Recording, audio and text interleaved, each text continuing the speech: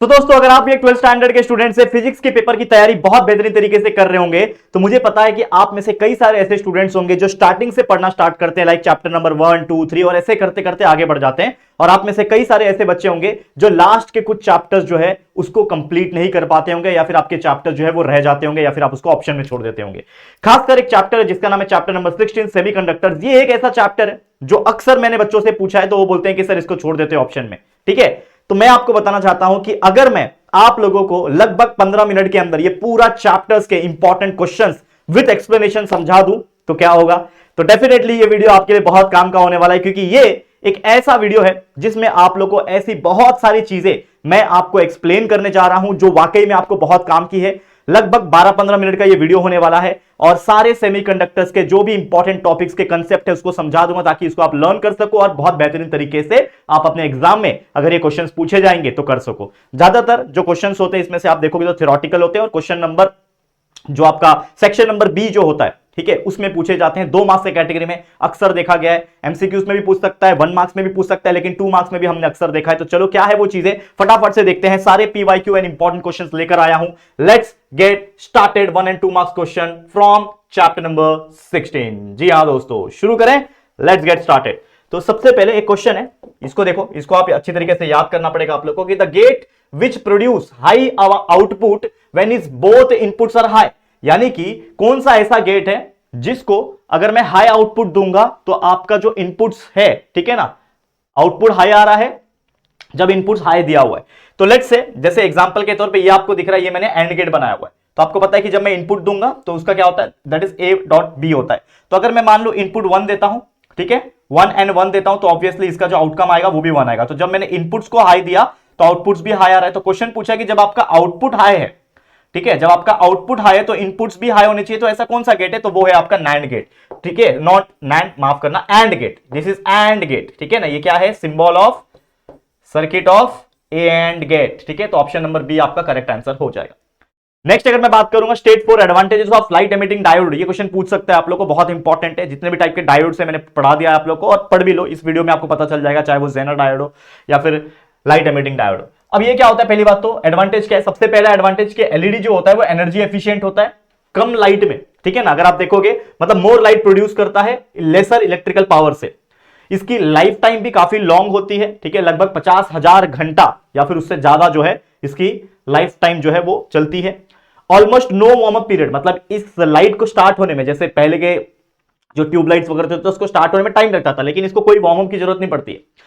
ये स्टार्ट हो जाता है अपने लाइट को एमिट करना स्टार्ट कर देता है विद इन नैनो सेकंड। सोचो नैनो सेकंड मतलब क्या होता है, 1 सेकंड से कम, ठीक है ना। एक्सीलेंट कलर रेंडरिंग, यानी कि लाइट एमिटिंग डायोड जो होता है उसका जो कलर एमिट करने की जो प्रॉपर्टीज होती है वो काफी बेटर होती है, और इसीलिए इसके कलर फेड नहीं होते, और ये डिस्प्लेज में ज्यादा यूज होता है। आपने देखा होगा एलईडी टीवी बोला जाता है ना, तो एलईडी क्यों है, क्योंकि वो कलर को बहुत अच्छा रेंडर कर पाते हैं, काफी अच्छे ब्राइट कलर्स दिखते हैं उसमें। तो ये कुछ क्वेश्चंस है। इसके अलावा मेरी तरफ से कुछ एडिशनल टिप्स आपको मैं देने जा रहा हूं, इसको तो जरूर करना।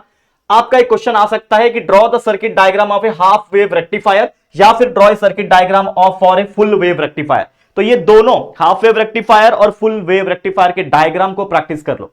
ये 2 मार्क्स के कैटेगरी में आपको दोनों में से कोई एक पूछने की संभावना है, जरूर से इसको प्रैक्टिस कर लेना। अगेन ज्यादा एक्सप्लेन करने की मुझे जरूरत नहीं, आपको बस इसको प्रैक्टिस करना पड़ेगा।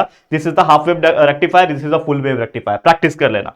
नेक्स्ट अगर मैं बात करूं, एक क्वेश्चन है, एक बहुत इंपॉर्टेंट क्वेश्चन है जो मुझे इस बार लग रहा है चांसेस बहुत तगड़े हैं, जो कि 2026 की मैं बात कर रहा हूं, रिपल फैक्टर। तो क्वेश्चन ऐसा आ सकता है कि डिफाइन रिपल फैक्टर, ये भी आ सकता है, या फिर रिपल फैक्टर के बारे में थोड़ा सा एक्सप्लेन करो, उसके फॉर्मूला लिखो, या फिर उसका जो आउटपुट होता है फिर डीसी आउटपुट का वो आपको बताना है। तो लेट्स से कि जैसे कि ये रिपल फैक्टर, तो क्या होता है कि the output of a rectifier consist of a small fraction of AC components along with DC are called as the ripple. ठीक है, तो रिपल जो होता है अनडिजायरेबल है, फ्लक्चुएशंस के लिए रिस्पॉन्सिबल होता है, ठीक है ना। तो ये आपका फिगर है जो आपका ripple in the output of A DC output बताता है। रिपल फैक्टर का फॉर्मूला बन जाता है RMS value of AC component divide by the value of DC component. तो इसको देख लेना है। इसके अलावा एक और सर्किट डायग्राम देख सकते हो, बाइपोलर जंक्शन ट्रांजिस्टर जो होते हैं, बीजेटी जिसको हम लोग बोलते हैं, उसमें एनपीएन ट्रांजिस्टर और पीएनपी ट्रांजिस्टर। ये तो पूछा हुआ क्वेश्चन है वैसे, बाय द वे, अगर आप देखोगे तो शायद पीएनपी पूछा था, I guess last to last year पूछा था। आप दोनों कर लेना, एनपीएन कर लेना, पीएनपी कर लेना, क्या होता है ये चीज बहुत इंपॉर्टेंट है इसके अंदर का जो डायग्राम है इसको जितना आप प्रैक्टिस कर लोगे उतना आपका अच्छा। तो ये दोनों आपको कर लेना है, बहुत जरूरी है ये, चाहे वो रिपल फैक्टर हो चाहे वो बीजेटी हो, ठीक है ना। Next, state any two purpose diode, special purpose diode. तो स्पेशल पर्पस डायोड कौन कौन से होते हैं? एलईडी होता है, light emitting diode, solar cell होता है और फोटो डायोड होता है। ये आपको याद रखना है, ठीक है, याद रहेगा बहुत अच्छे से। Next, state logical expression for NAND gate. तो ऐसे जितने भी गेट है, देखो नैंड नेट तो पूछा हुआ, इसके लिए मैं आपको बता रहा हूं और बहुत सारी इंपॉर्टेंट चीजें मैं और भी ले रहा हूं, लेकिन इसके अलावा मैं आपको एक सजेशन क्या दूंगा कि आपके बुक के अंदर जितने भी गेट्स हैं उसके expression, Boolean expression, logical expression जिसको हम बोलते हैं, उसको आप कर लो, अच्छी तरीके से याद कर लो, प्रैक्टिस करके लिख के ले लो। तो क्या है उसका Boolean expression? A dot B, ठीक है। और यहां पे अगर आप देखोगे ये उसका हमने डायग्राम भी बना रखा है, सर्किट डायग्राम, ठीक है। तो ए डॉट बी बार होता है, that is the output, this is the input, this is the output. तो ये आपको याद रखना है, बहुत ईजी। नेक्स्ट अगर मैं बात करूंगा, what is the purpose of a capacitor filter in regulated power supply. यानी कि अगर मान लो कोई कैपेसिटर फिल्टर है रेगुलेटेड पावर सप्लाई में, तो इसका पर्पस क्या है? तो याद रखना, याद रखने के लिए बता रहा हूं। देखो अगेन मैं आपको बताना चाहता हूं कि हमारे इस चैनल के ऊपर अगर आप देखोगे पिछले 4 दिन में हमने इतने वीडियो प्रोड्यूस किए, मोस्ट इंपॉर्टेंट सारे चैप्टर्स के 1 मार्क्स क्वेश्चन, मोस्ट इंपॉर्टेंट सारे चैप्टर्स के 2 मार्क्स क्वेश्चन, मोस्ट इंपॉर्टेंट 3 और 4 मार्क्स के सारे डेरिवेशंस हमने अलग से एक वीडियो में कराया हुआ है। इसके अलावा हमने कराया हुआ है आप लोगों को जितने भी एमसीक्यूज होते हैं उसका कंप्लीट एक लाइव लिया है, और भी ऐसी बहुत सारी चीजें जो है ऑलरेडी मैंने आप लोग के लिए पढ़ाया हुआ है, ठीक है बच्चा। तो इसका मतलब यह है कि आपने अगर वीडियो सेक्शन चेक नहीं किया है तो प्लीज एक बार वीडियो सेक्शन को चेकआउट कर लेना, ठीक है बच्चा, बहुत इंपॉर्टेंट है। अब बात कर लेते हैं क्या बोल रहा है, what is the purpose of capacitor filter? It removes the AC component और the ripple from a rectifier output and allows only the DC component. तो ये इसका मेन पर्पस होता है, याद रख लेना।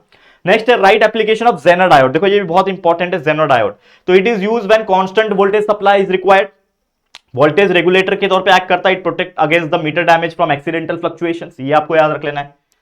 नेक्स्ट आपको याद रखना है draw circuit symbol of PNP transistor, ठीक है। तो ये भी जैसे कि मैंने आपको थोड़ी देर पहले बताया, तो पीएनपी एनपीएन दोनों कर लेना है आप लोग को, ठीक है। ट्रुथ टेबल नॉर गेट के लिए पूछा, यहाँ पे ये उसका सर्किट है, ठीक है। ये आपका फॉर्मूला है, that is A plus B, ठीक है। तो यहां पे अगर आप देखोगे इनपुट बी, ए बी ले लिया मैंने, तो आपका पता ही है ए प्लस बी। तो देख सकते हो आप लोग किस प्रकार से हमने सर्किट टेबल, ट्रुथ टेबल जो है वो ड्रॉ किया हुआ है नॉर के लिए। Define photo diode and draw circuit symbol, ये भी एक इंपॉर्टेंट क्वेश्चन है 2026 के लिए, मैं बहुत इंपॉर्टेंट बोलूंगा इसको, कि एक special type of PN junction diode है जो कन्वर्ट करता है आपकी लाइट एनर्जी को इलेक्ट्रिकल एनर्जी में, ठीक है। तो इसमें एनोड होता है, एक जगह कैथोड होता है, ये आप देख सकते हो, ठीक है। तो बहुत इंपॉर्टेंट है, फटाफट से इसको आप देख सकते हो, क्लियर, ओके। चलो नेक्स्ट अगर आगे बढ़ जाते हैं, नेक्स्ट क्वेश्चन क्या है यहाँ पे, advantage and disadvantage of A photo diode. बहुत इंपॉर्टेंट क्वेश्चन, कि एडवांटेज क्या है, डिसएडवांटेज क्या है। देखो फटाफट बता रहा हूं क्योंकि ये वीडियो मुझे छोटा रखना है, मैं चाहता हूं कि आपका कम से कम समय में ये वीडियो देख के हो जाए और फिर इसको देख के आप फटाफट याद कर लो।